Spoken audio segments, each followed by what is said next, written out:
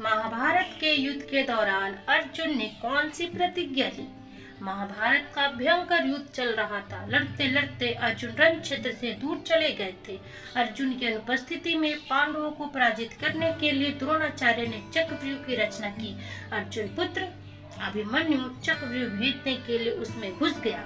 उसने कुशलता पूर्वक चक्रव्यूह के 6 चरण भेद लिए, लेकिन 7वें चरण में उसे दुर्योधन, जयद्रथ आदि 7 महारथियों ने घेर लिया और उस पर टूट पड़ी। जयद्रथ ने पीछे से निहत्थे अभिमन्यु पर जोरदार प्रहार किया।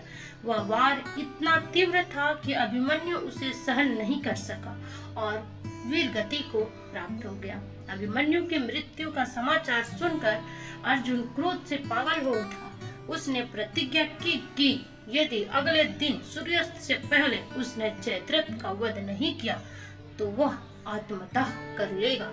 जयद्रथ भयभीत होकर दुर्योधन के पास पहुंचा और अर्जुन की प्रतिज्ञा के बारे में बताया। दुर्योधन उसका भय दूर करते हुए बोला, चिंता मत करो मित्र, मैं और सारी कौरव सेना तुम्हारी रक्षा करेंगे। अर्जुन कल तुम तक नहीं पहुंच पाएगा, उसे आत्मदाह करना पड़ेगा। अगले दिन युद्ध शुरू हुआ। अर्जुन की आंखें जयद्रथ को ढूंढ रही थी, किंतु वह कहीं नहीं मिला। दिन बीतने लगा। धीरे धीरे अर्जुन की निराशा बढ़ती गई। यह देख श्री कृष्ण बोले, पार्थ, समय बीत रहा है और कौरव सेना ने जयद्रथ को रक्षा कवच में घेर रखा है, अतः तुम शीघ्रता से कौरव सेना का संहार करते हुए अपने लक्ष्य की ओर बढ़ो। यह सुनकर अर्जुन का उत्साह बढ़ा और वह जोश से लड़ने लगे, लेकिन जयद्रथ तक पहुंचना मुश्किल था। संध्या होने वाली थी। तब श्री कृष्ण ने अपनी माया फैला दी, जिसके फलस्वरूप सूरज बादलों में छिप गया और संध्या का भ्रम उत्पन्न हो गया। संध्या हो गई है और अब अर्जुन को प्रतिज्ञावश आत्मदाह करना होगा। यह सोचकर जयद्रथ और दुर्योधन खुशी से उछल पड़े। अर्जुन को आत्मदाह करते देखने के लिए जयद्रथ कौरव सेना के आगे आकर हटास करने लगा। जयद्रथ को देखकर श्री कृष्ण बोले, पार्थ, तुम्हारा शत्रु तुम्हारे सामने खड़ा है, उठाओ अपना गांडीव और वध कर दो इसका। वह देखो, अभी सूर्यास्त नहीं हुआ है। यह कहकर उन्होंने अपनी माया समेट ली। देखते ही देखते सूर्य बादलों से निकल आया। सबकी दृष्टि आसमान की ओर उठ गई।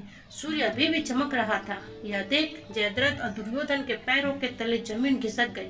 जयद्रथ भागने को हुआ, लेकिन तब तक अर्जुन ने अपना गांडीव उठा लिया था।